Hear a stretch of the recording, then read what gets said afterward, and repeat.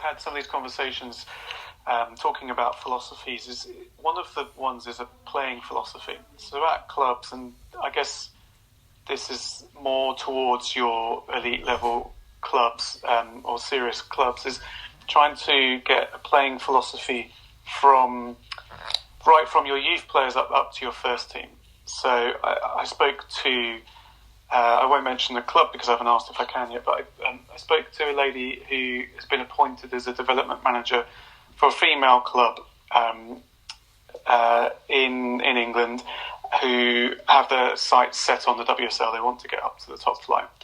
And her role within this club is to make sure that more players are promoted from the youth team and become regular first teamers, like every academy should be. That should be their focus.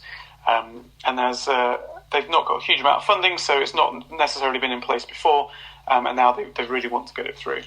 So we were just talking about how this might be done, or just trying to build the project plan, I guess, to achieve it.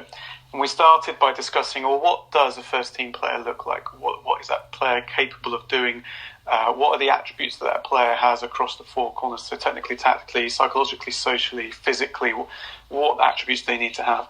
And then work backwards. So if you've got a first team player that's breaking into the team in their late teens, early 20s, what sort of level of development would we expect them to be at by the time they're 15 or 16? Because they need to be on track to get to this first team. And then you go back another stage. Well, where would they be at 14? Where would they be at 12? What would they be at 10? And they even right back to 8.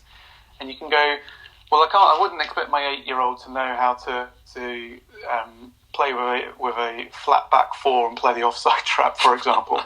But by 8, they need to have some decent ball mastery skills. They need to be able to control the ball, and they need to be able to pass it to a teammate or into the space or into the area that we want them to pass it to, and then they'd grow on that. And if they're going to have a first team, their philosophy is we're going to retain possession, then your 8-year-old needs to start thinking about passing to teammates. However, if you've got a first team player and actually we're going to focus on getting the ball early as forward as early as possible, then we need to start having a 12-year-old getting their head up, and everyone needs to get their head up obviously, but start looking for those forward runs more often. And so once you've got an idea of what your first team player looks like, you can break it down. And that's quite a lot of the work I've been doing to help individuals and to help clubs develop that framework.